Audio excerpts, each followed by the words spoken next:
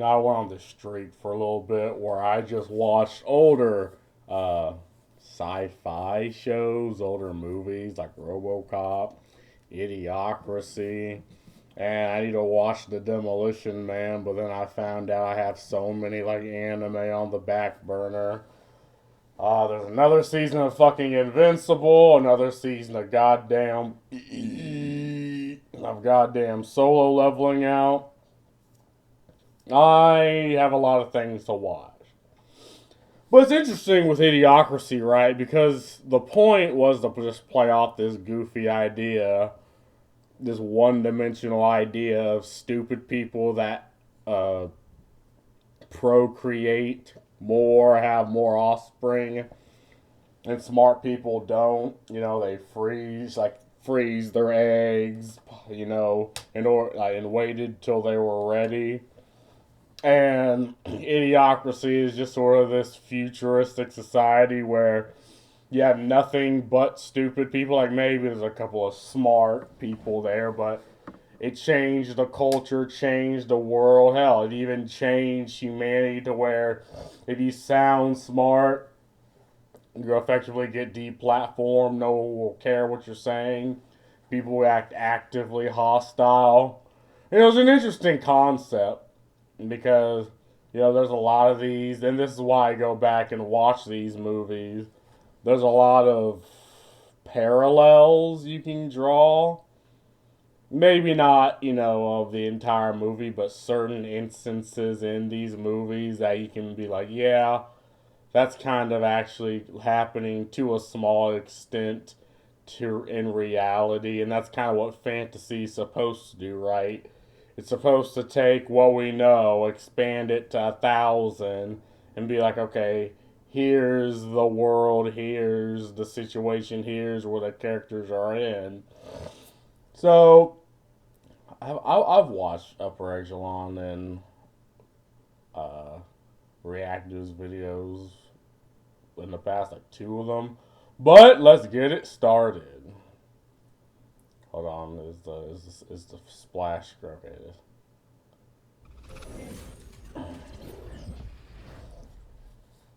This video is brought to you by Ground News. Stick around to hear more about the special offer they're providing to the entire Upper Echelon community. Okay, how many people watching this have seen, or ever heard of, a 2006 movie called Idiocracy? I would Me. guess that there's a pretty decent number of people who have, at least nowadays, but you might be surprised to learn that the movie's eventual popularity was actually never intended from the start. For those of you who have seen it, you can probably skip ahead a few minutes right now because you already know the plot, obviously. But if you haven't seen the film before, it's effectively a scathing critique of American corporatism. The main character, No. Again, spoilers. I mean, it's just human stupidity. Like, yeah, I guess towards the end there's sort of this, again, spoilers, subplot to where it's the energy drinks that they're feeding the plants that is why they're not growing. Then the main character is like, oh, well, we need to add water instead of it. And I guess that company was that. But the point is, all the things that happened for it to get to this point are kind of irrelevant. And all the reasons are irrelevant. It's just this is where we're at. Where do we go from here? At least that's what I extrapolated. I mean, it's not just that core that's a very small facet of idiocracy out of a very very big picture. Joe Bowers, and a lady of the night, if you will, named Rita, become the subjects of an army experiment, cryogenic freezing in this case, but instead of 1 year, they get frozen for hundreds.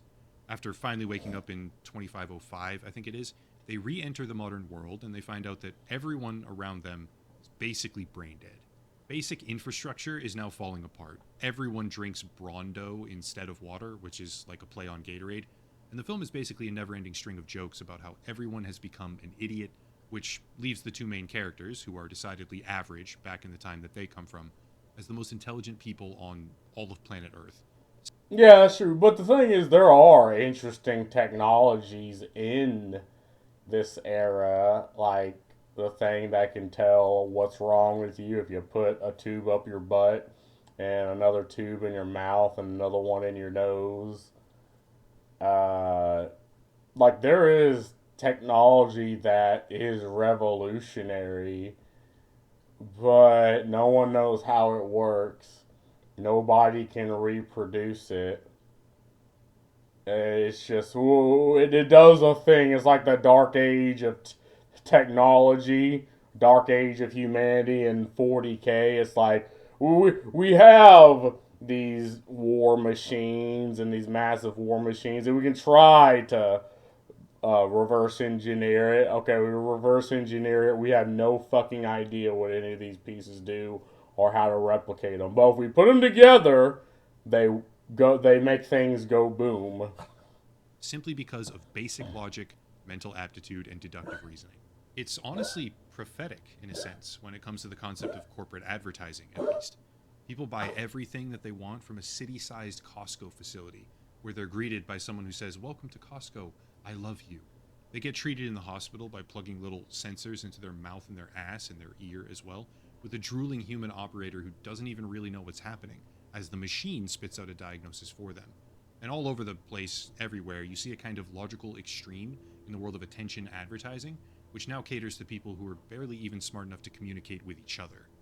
Yeah, I mean, it's kind of just a. I think this is the America at the time. I mean, it did have all the advertisement thrown at you. That wasn't.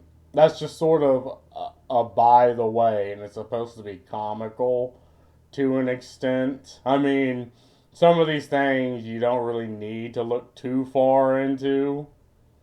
It's just like, yeah, like a city-sized Costco. Yeah, that's definitely that is a thing. You know, it's definitely something. Language has become a sort of broken slang. The most popular show on all of television is a program called Ow My Balls. And the movie even tackles the Don't get concept me wrong, out of my balls, fucking fire. I don't want to hear anyone shitting on it. of hypersexualization, where Starbucks now offers hand jobs. Obviously, it's way Hey. over the top extreme, but when you watch it, you start seeing a whole bunch of oddly similar and kind of uncomfortable parallels, which might be the reason why the film was initially suppressed. Most people don't know this, but the movie's publisher, 20th Century Fox, actually tried to kill their own product launch. They only released it in 7 different cities using the contractual minimum legal number of theaters, something like 130 as opposed to the normal 6 or 700, and they specifically did not market the release with trailers, advertisements, or press kits. Whatever their reason was, they intentionally took a budgetary loss on their film in order to kill its reach. But over the I mean, but it's like Fox News is very conservative. And it's like, at the time, movies and games and entertainment like this were meant for nerds and children. I probably just didn't even know it would be that interesting. Lucy, what the fuck are you doing? Will you calm down? But again, I didn't read that entire document, but they probably just didn't really care for it. years since, it managed to become massively popular. Now, I'm not a film critic. This isn't a video about idiocracy as a piece of cinema. It's about how the most extreme version of hyperbolic comedy, portraying the whole world as a slobbering mass of idiotic consumers, is becoming real. And I want to make a much more data driven argument right now about why and specifically how that appears to be happening. However, there's one key difference here. In the movie, the degradation of human intelligence, and basic cognition for that matter, is a function of birth rates. As the more affluent portions of society struggle with choices about when or why or even if they ever want to have a child, those around them, the idiots, are breeding like rabbits. The film asserts that over hundreds of years, less intelligent people having much more offspring, as a kind of twisted evolutionary inversion, overwhelms the entire population, therefore dumbing everyone down to a level where they can't even hardly think for themselves. As a Yeah, and again, this isn't supposed to be taken seriously. It's supposed to be satirical. It's supposed to be funny. You know, it. I never really looked far into this movie, but if you really want to, I mean, just this idea that you have to be smart to, make the, I guess, contribute the most just isn't entirely correct. I mean, you have people like you always have this group, classification of citizen that doesn't really might not have the highest IQ, but maybe they're a hard worker at what they do. Like maybe they do truck driving, maybe they work a warehouse, maybe they're charismatic, and can actually talk to people. Where you might have maybe an intelligent guy that's a douche. Maybe he treats his family and his friends and everyone around him like shit. He or she. Well, I mean, because you have OnlyFans girls that kind of do that, or they, because you have people of non-determinate gender, who are fucking abominable. But yeah, I mean, I don't care for this line of argumentation because I mean it's not one dimensional. It's not either you're smart or you're dumb. There's different types of intelligence.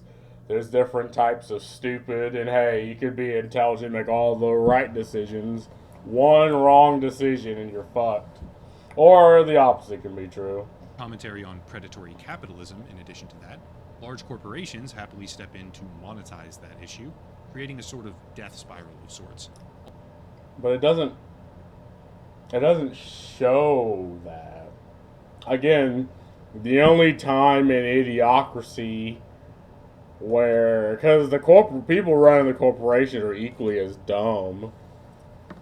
It's why they try to water their plants with this drink. They're like, oh, well, but even with their base instincts, they still wanted to make money, and that was their only driving factor. And they disregard the fact that if people died of a famine, they wouldn't be able to sell shit to anyone. I mean, I guess you can really put a microscope to that very small subplot, but I mean, I don't know. Ultimately resulting in people getting dumber and dumber and dumber with each passing generation, because none of them are ever forced to think for themselves. It's a fun movie, I do like it, which again has extremely uncomfortable parallels now. But setting aside the obvious and more surface level ones, like teenagers speaking with broken, grammatically absurd slang, or advertising as a concept invading deeper and deeper into our everyday lives, I want to make the argument that... Okay, well, the slang, I mean, most of it is just meant to be funny.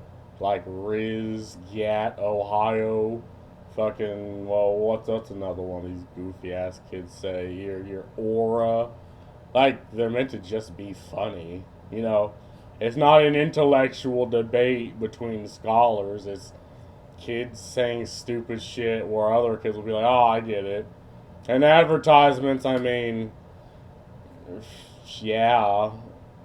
Yeah, I mean, so many sites do this. And, like, I try even looking up, things for my video on, like, news sites. And I get dumped with 70 million ads. It's like they know people don't actually watch the site because of half the site are ads and the other half is the content.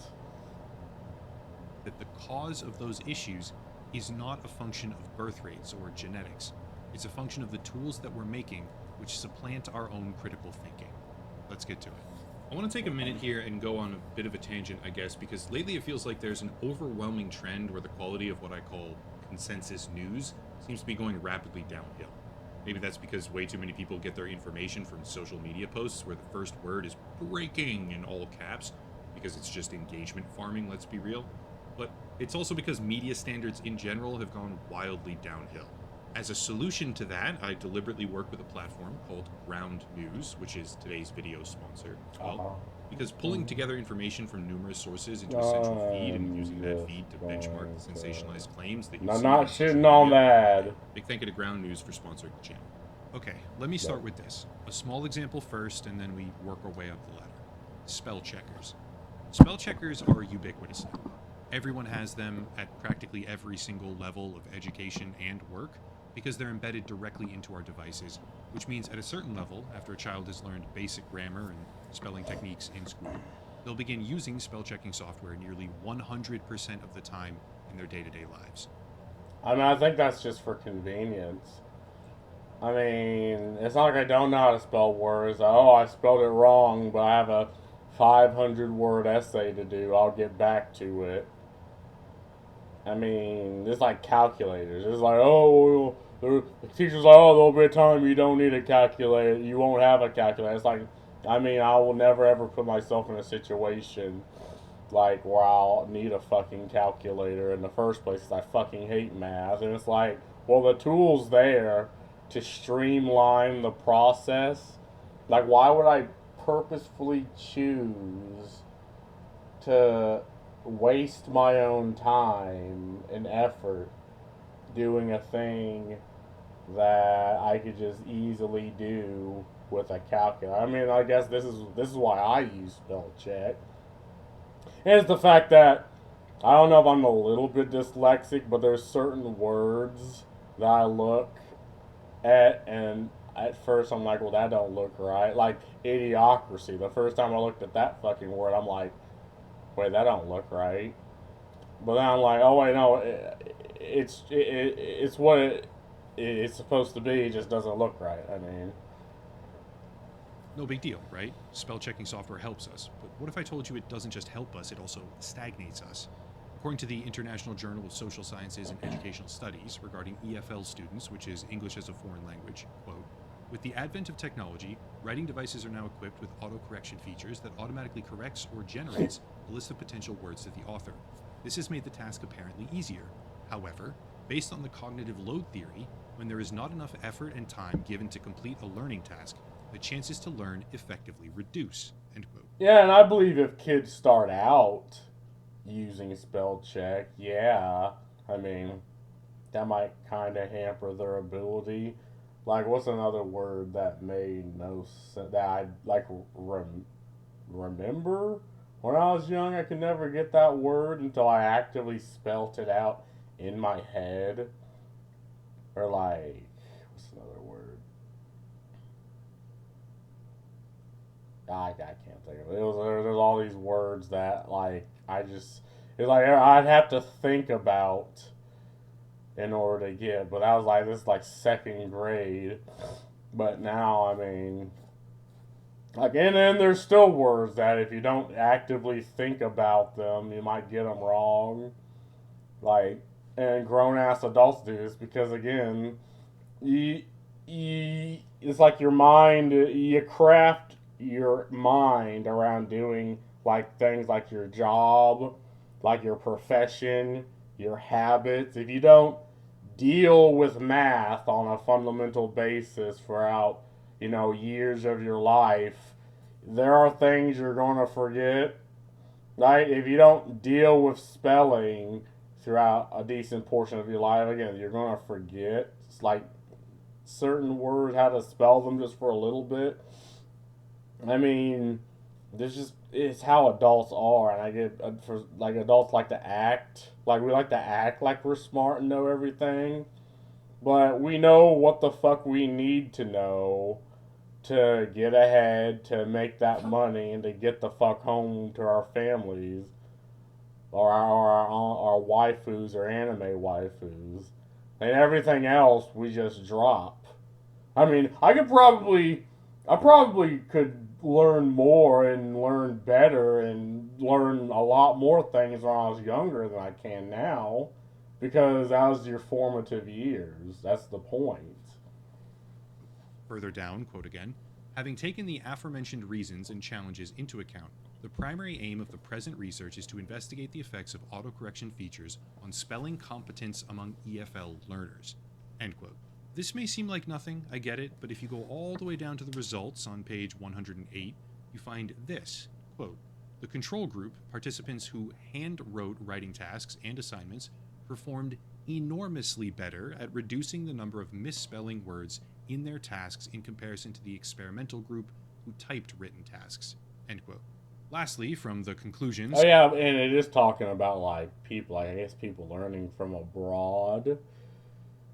I think international, yeah, so from abroad. Okay, yeah, I think it can be sort of a thing if you're learning, like, if you're coming from one country with one language and you're moving to, like, a Western nation where it's predominantly English. But I mean, I think this would just be a better like study if you did it for like not entirely kids, but like teens and young adults. I mean, this is just sort of a subset of a thing that they're looking at. And I 100% agree this is correct, and it probably even proves what you're saying, but it's kind of, again, it's foreigners coming to a Western nation, like from a country like India, learning English. Like, yeah, I mean, it's important, but it's kind of small. Obviously, quoting again, students who are deeply immersed in using programs with auto spell checker features don't hone spelling competence as students who depend on handwriting due to the fact that there is more effort involved in handwriting that makes the learning more sustained. End quote. Of course, that is just one study, though it does very clearly seem to indicate that handwriting and putting in more effort will make you process learning better, and typing with a spell checker does not help you learn when it comes to English as a foreign. Yeah, that's why it's used as a tool in college, right? To streamline the process.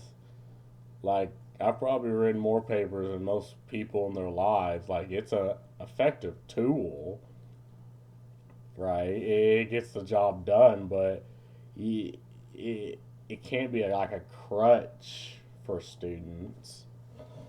Language, but it is echoed elsewhere, right? The general premise. From University Technology Mara, a study called The Influence of Spell Checkers on Students' Ability to Generate Repairs of Spelling Errors, in the conclusion paragraph, page 10, quote, this research suggested that spell checkers have little to no effect whatsoever on students' spelling errors on the cognitive level. It did not help repair the errors, and the corrections are not internalized, thus allowing learners to repeat the same error. End quote. Like I said, we're starting small, but the idea of ubiquitous spell checking software seems to indicate a stagnation of people's ability to actually improve their own spelling, which lets them repeatedly make similar and even identical errors without learning what is actually correct. And again, if you're put in like a environment like that, I mean, it's not really like it doesn't nullify it. It's just like you kind of know what's happening. Like when I was in college, they did kind of some sort of stupid little study on like how fast you could type. I was like middle bottom. I had the fucking chicken peck typing. It's better, like slightly better now, but yeah, and most of it, like, man, if I didn't know I was in being, watched or observed, I probably would have did it slightly better. But that's neither here nor there. That's just sort of a addendum. Obviously, that's not the most harmful side effect in the world, but it's certainly not a good thing.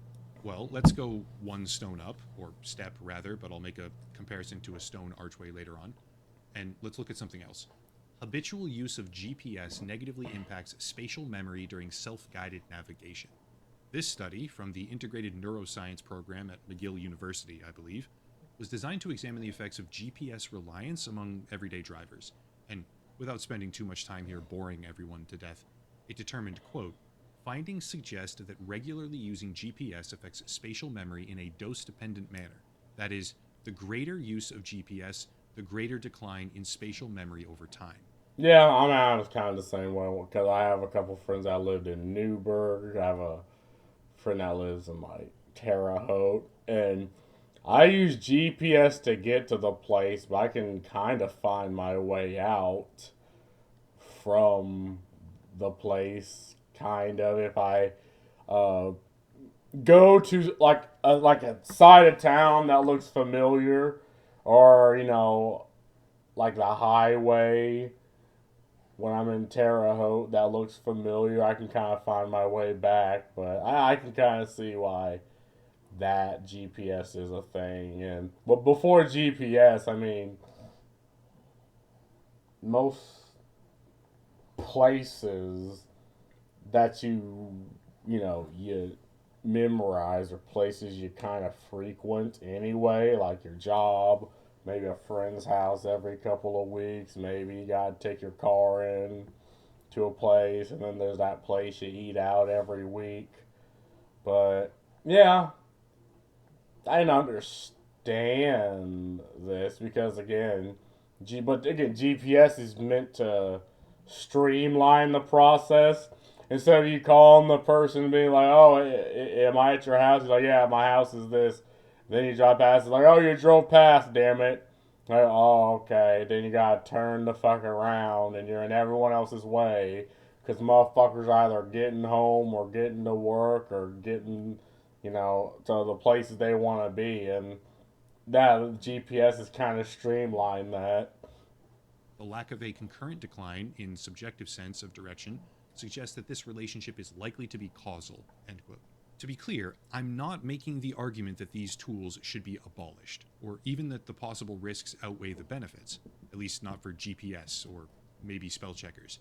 But if you took a 21-year-old today, right now, most of them, not all, but most, took away their access to GPS on their phone or in the car intrinsically, and told them, go on a road trip across the state now, half of them probably couldn't even do it. I mean, but where? Like, across the state, where am I going? Like, French Licks? Indianapolis?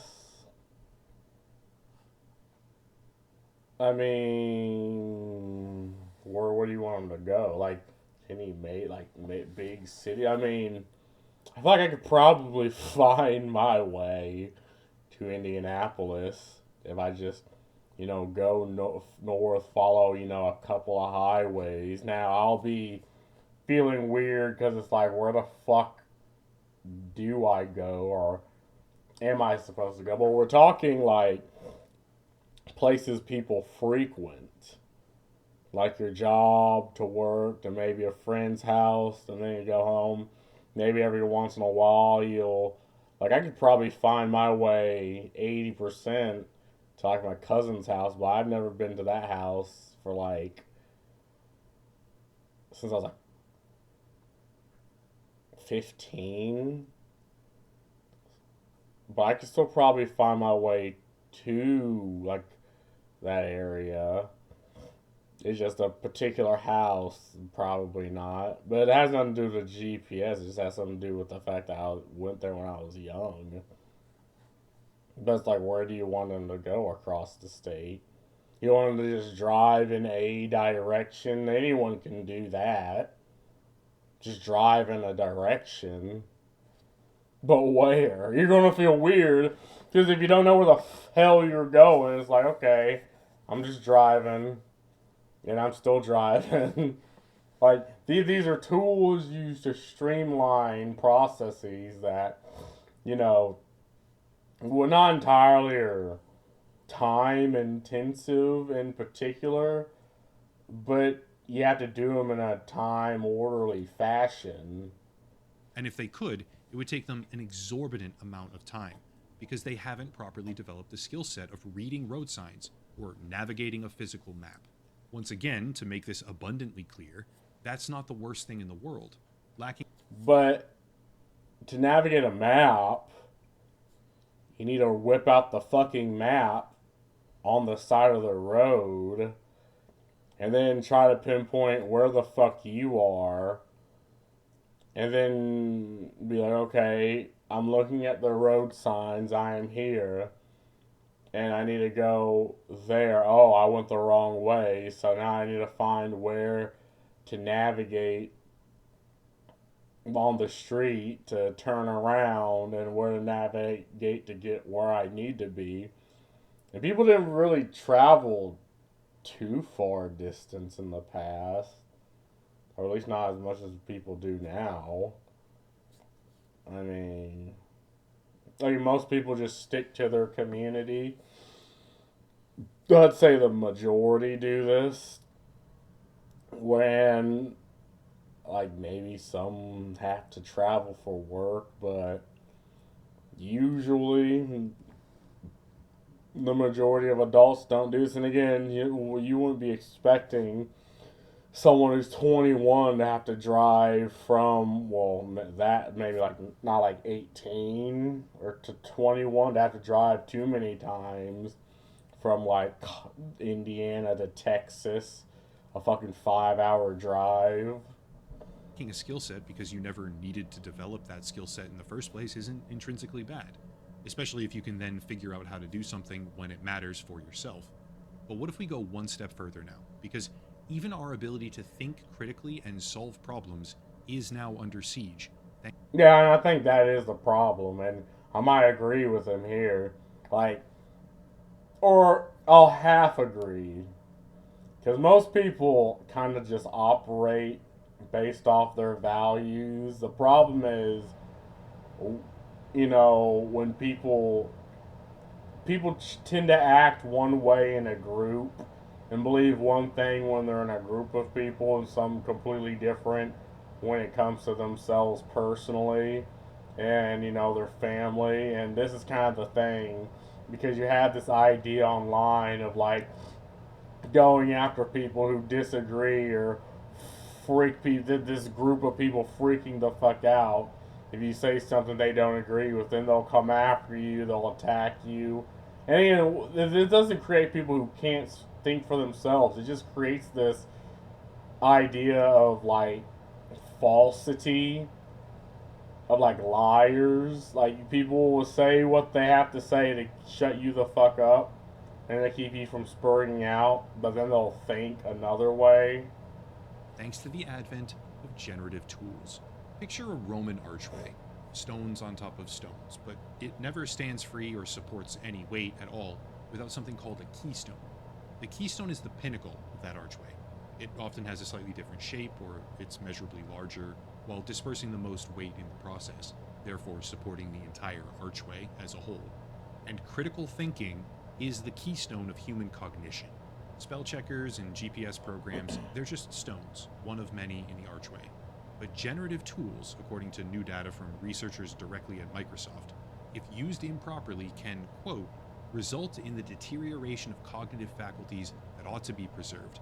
As Bainbridge noted, the key irony of automation is that by mechanizing routine tasks and leaving exception handling to the human user, you deprive the user of the routine opportunities to practice their judgment and strengthen their cognitive musculature, leaving them atrophied and unprepared when the exceptions do arise. I mean, maybe, but if we're talking like a job at work, I mean, usually when the machine starts to function, I mean, people don't just go down to the floor like and just work on, like, say if you're working at Toyota and the fucking Gojira fucking robot stops working. People aren't going to start lifting that shit with their hands. Or like, what's another example? Generative tools and AI. Because again, most of these are just used as tools to streamline processes. Like the person knows how to do this. It's just they have to do it in an orderly fashion at work, and they can't just sit and mull things over. It's like, oh, you got to get this done, get things done, and the company tells you, oh, you got to do it this particular way. And the thing with critical thinking, again, most people kind of are on like autopilot, because think of it this way: you're working a job for like 20, 30 years, and then you go home and you have sort of a routine, and a lot of people like to just stick to this routine, and people only really care about the things that affect them and their family and their friends. I mean, this idea of caring for other people on the other side of the planet, or caring about things from people who you don't know, this is a relatively new concept that is now trying to be like browbeaten over the heads of just normal fucking people. But what happens is now you bother people. Now they're going to spite you and be like, well, to spite you, I'm going to vote for the opposite because I don't care for your words. You're just browbeating me, so I'm going to spite you back. I mean, most people just choose not to think this far into these things.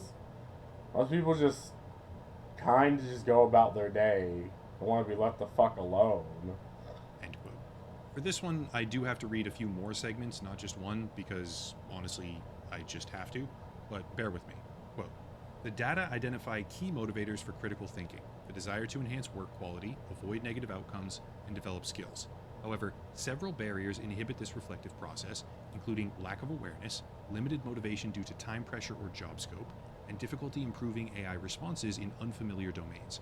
Yeah, and what type of generative AI tools? Because this seems like to be like a magic word that companies say, but and I guess tech bros fucking start spazzing out because it's like, oh AI, oh infinite growth, the prospect of infinite growth. But again, AI is not just a magic word that you say. I mean, how is it being implemented? Is what you need to ask. Surprisingly, while AI can improve efficiency, it may also reduce critical engagement, particularly in routine or lower stakes tasks in which users simply rely on AI, raising concerns about long term reliance and diminished independent problem solving. End quote. Much further down, continuing that same sort of logical pathway here, quote, over reliance on computing technology is not a novel phenomenon. However, Gen AI tools can exacerbate the associated risks. Indeed, such reliance may be tolerable for low stakes tasks like grammar checking, but it can lead to significant negative outcomes in high stakes contexts like drafting legal documents. End quote. I mean, most legal documents are kind of just copy paste from a rubric anyway. But I can, yeah, I mean, yeah, I can kind of see that. Yeah, I mean, what's an example? I can't really think of examples, but it's like, yeah, there's a specific way and specific type of way that again normal fucking people don't can't again most legal documents are written like terms of service are written in a way that you the normal fucking person can't like just don't understand, or if you want to you need to take it to a lawyer, and after like months of the lawyer mulling it over they give you sort of the you know the idea, and that would be a good use of AI is to sort of figure out okay in legalese what the fuck does all this mean, right? Because it's describing things that you as a person, just any normal dude, just don't understand. It's like okay, it's written with a lot of legal jargon. It's referencing things from other years, being like, oh, this is also applicable. This is also applicable. This could be applicable, but depends on this factor. It's like that'd be a perfect use of like Chat GPT.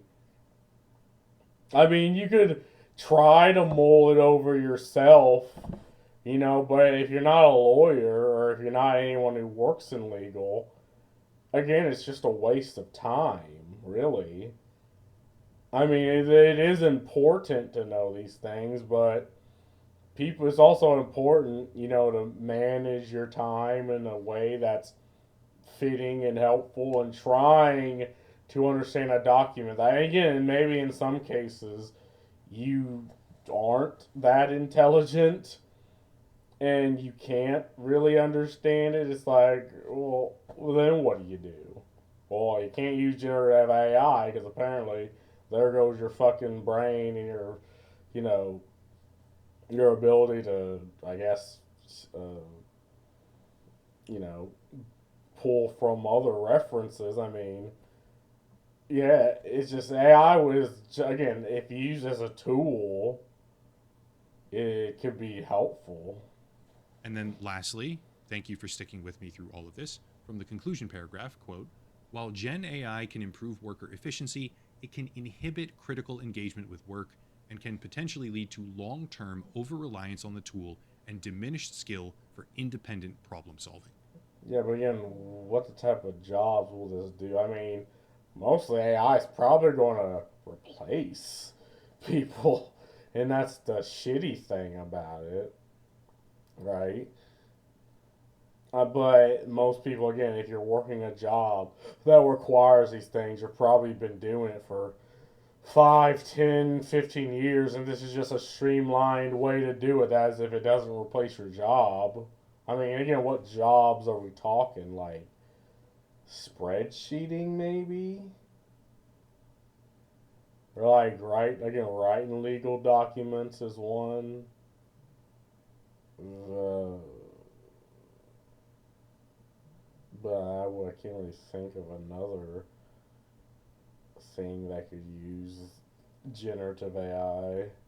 End quote. It's a lot to get through, I know, and some people may laugh it off as overly dramatized, but the keystone, the one supporting all the extra weight, is the thing that supplants our own thinking, and that is precisely what these new AI tools are designed to do. If you don't believe me, which is fine, by the way, what about this? I've used this example before in other videos, but I think I should probably show it again here because the implications behind it are pretty severe. Google, which obviously has their own AI model called Gemini, somewhat recently began heavily marketing that program to a much wider audience using material like this. It's a pretty harmless video at first, but towards the end you start to see something a little bit different than generate a funny image of a cat playing guitar, because they start advertising the service for things like generating emails. Cool, no big deal, you might say. Small stone in the massive archway. But then they cut to a scene where a teenage girl is asking this program, right in front of her friends, what's a good excuse to cancel dinner with my friends? You can certainly shrug it off as a goofy advertisement, but what happens when you actively market a product to teenagers, showcasing it as some sort of solution to feeling awkward? Or, I mean, teenagers are gonna be in awkward situations anyway. But yeah, if they're gonna have the phone and have access to the tool, it just makes sense to market it. And I don't ever use Gemini at all. Like I might accidentally hit the stupid fucking icon, and it'd be like, "Oh, hey, did you use me?" It's like, no. I know your phone. My phone's probably listening in on this fucking conversation because your phones tend to do that, right? And that's the thing that people should be flipping out about. Like, just sit your phone down and talk cars for like I don't know an hour with your car buddies. Just sit your phone down and then pick it the fuck back up and Google and see what type of advertisements you have, and you probably need to do this with a new phone because if you use like your card to do online shopping, or like go to Facebook, I mean, obviously it's going to show the things that you're interested in. You'll have to do this with like a new phone. But that's the thing that people should be freaking out about. And AI is going to streamline that. And that's what I find to be going to be a fucking issue. Is AI being used to monitor people? even something that replaces basic interactions with friends. Ask the AI what to say to your friends instead of actually talking to your friends. I mean, mostly you'll probably just not even be in that situation. Like, I think it is just supposed to be a funny ad. Social aptitude is a skill set, and using this kind of tool to replace that, which was already replaced already once by texting, as opposed to actually speaking to people, is one step further removed from using the muscle itself, which leads inexorably to atrophy. We're not just hindering the act of critical thinking, we're outright replacing it, which may not be quite as comedic when compared to a movie like Idiocracy, but the end result, beyond the jokes, the humor, and the absurd over exaggerations, the end result is a society that can't think for itself, therefore spiraling downwards. It's funny because people hand wave all of this often as nothing. They say technology makes us smarter, but it's getting harder and harder for me to see it that way. If you want a much smaller but far more damning example of this in action, especially considering the warning that Microsoft researchers themselves gave in that document, right, regarding legal documents in particular, there was a case against Walmart initiated in 2023 and still making its way through the court system, where the legal representation for the plaintiff used 8 different case law examples that just don't exist because an AI hallucinated them. In a statement provided to the court directly, the law firm said, quote, "Our internal artificial intelligence platform hallucinated the cases in question while assisting our attorney in drafting the motion in limine." Yeah, I mean that is something that could be a problem, or depend maybe the individual wanted this to happen. Again, a computer is only as smart as the person using it. So maybe they typed in, "Oh hey, think up, I don't know, 8 cases," and it literally just thought them up instead of saying, "Hey, reference 8 past cases where this is applicable or somewhat applicable." Again, we don't know the words, or because with AI you kind of have to be very specific, and the more specific, the better. Because we're still in like a year and a half ago, this wouldn't even be like, no one was even bringing this shit up. Like AI has evolved so far in this, and yeah, you have shit like this, slop, but I mean that's to even be able to think up scenarios that didn't even exist requires some level of intelligence, even if they're false. But God knows how the AI is going to be in the future. And my thing is, you got to use it as a tool. Like, don't use it as a crutch. Use it as a means to get ahead, like many other tools. But don't rely only on the AI. Right? Don't do like, I don't know, maybe 50 yourself, 50 AI, or hell, I guess to make upper echelon happy, 75% you and 25% AI. And I mean, it's just being used as a tool. And I think this is a cop out. I think it was just one fucking secretary that just did this and did it haphazardly. This matter comes with great embarrassment and has prompted discussion and action regarding the training, implementation, and future use of artificial intelligence within our firm. This serves as a cautionary tale for our firm and all firms as we enter this new age of artificial intelligence. End quote. Yeah, and again, this is just starting, like it's in its infancy.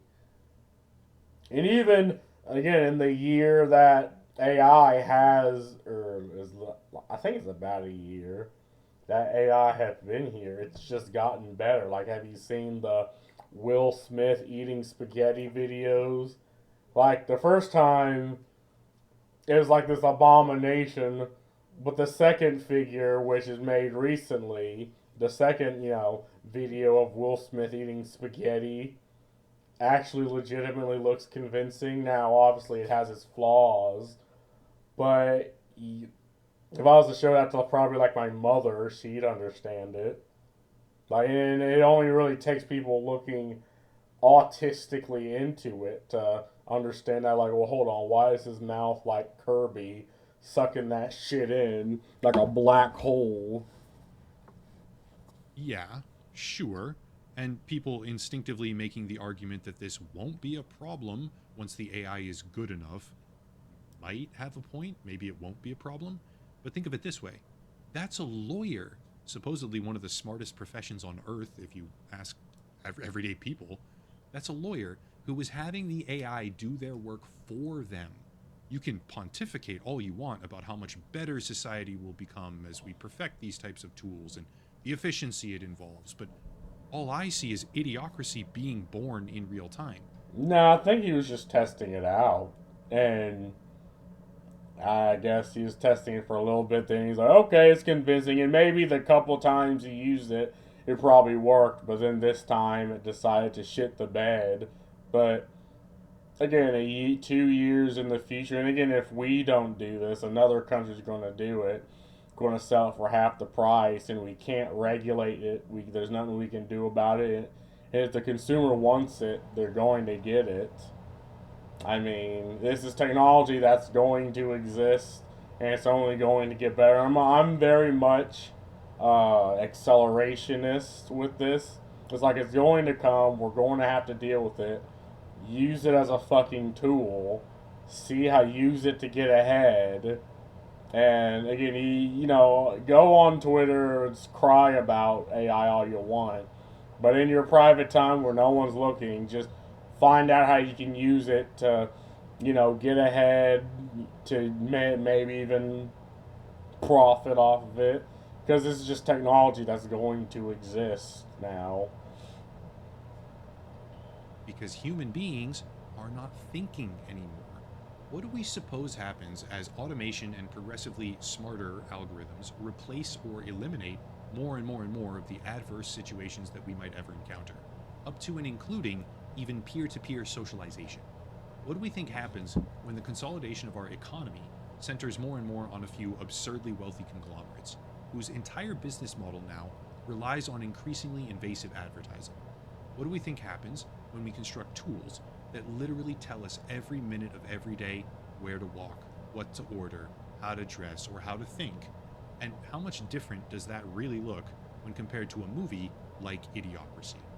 I mean, very different.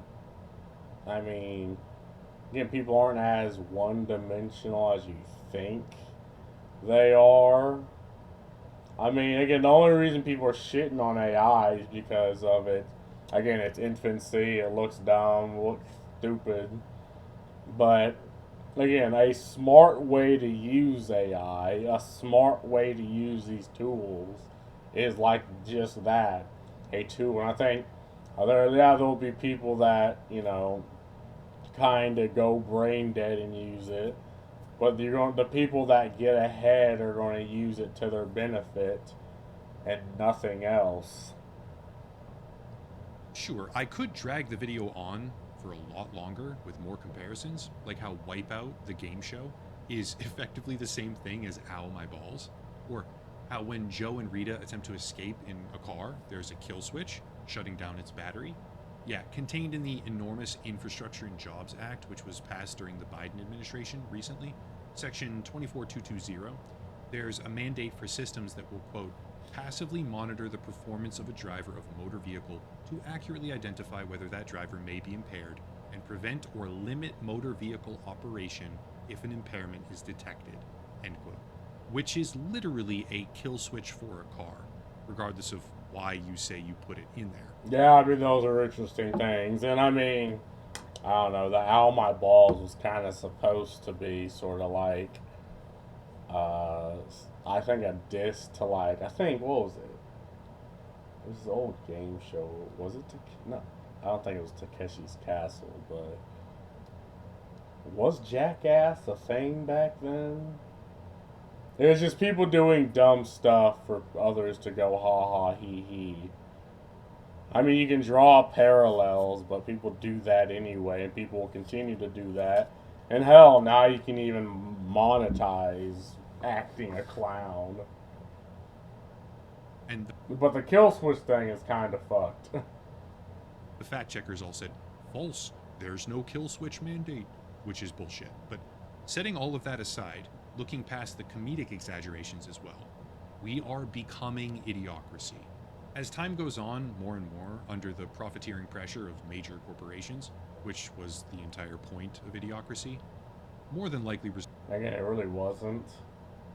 I mean, it was a facet of a facet of a facet of a point if you really want to stretch.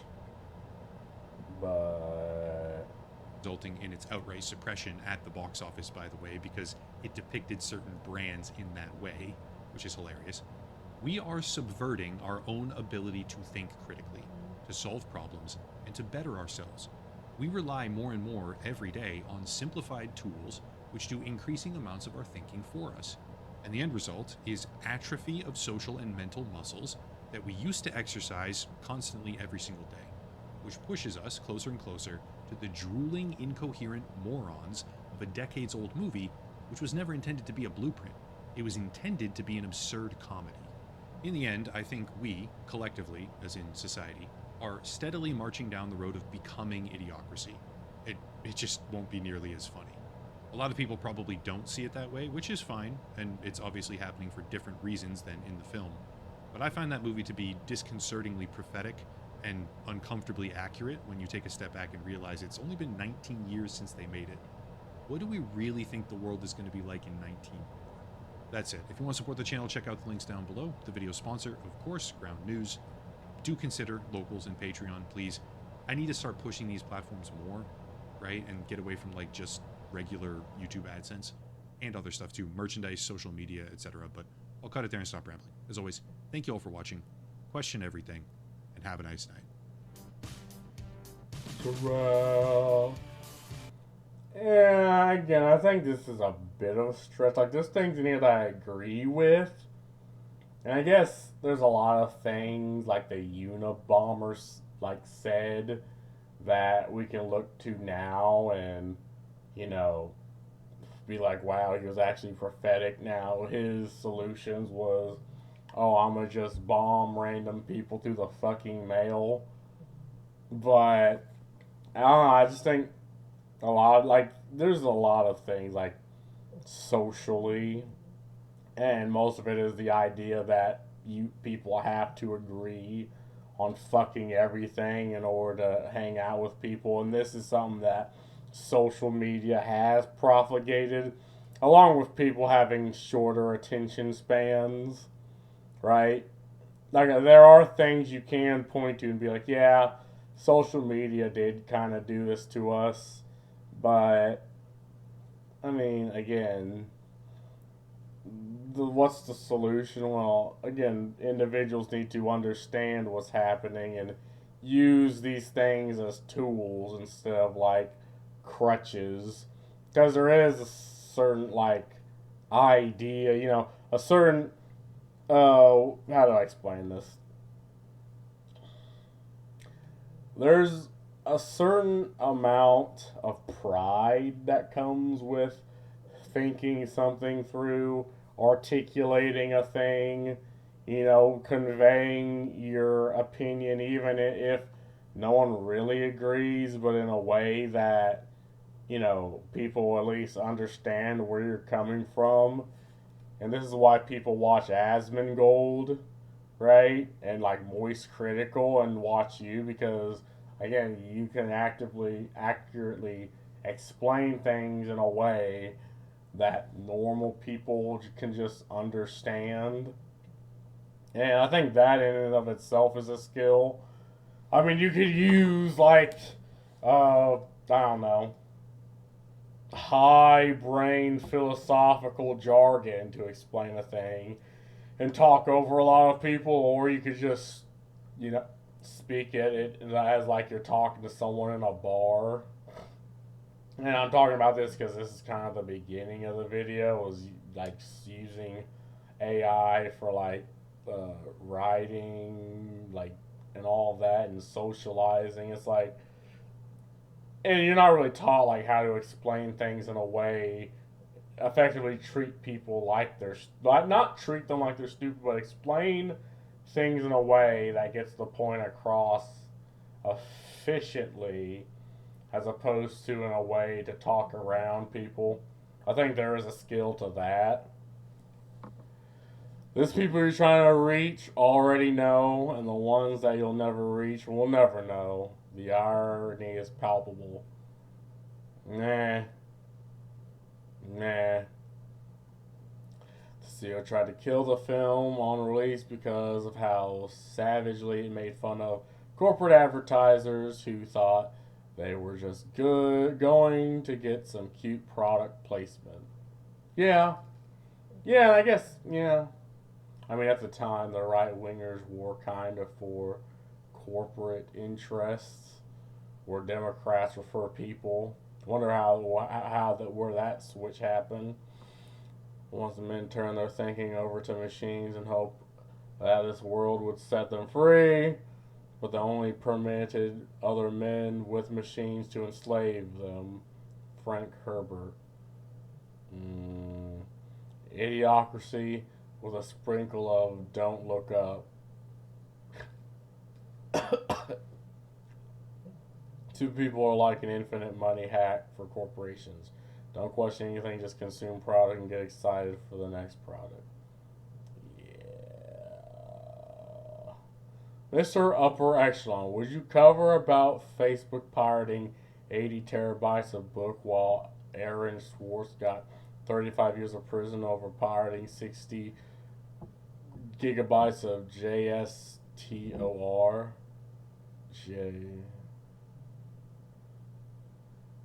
I don't know what that is. Especially one like Star Wars Old Republic.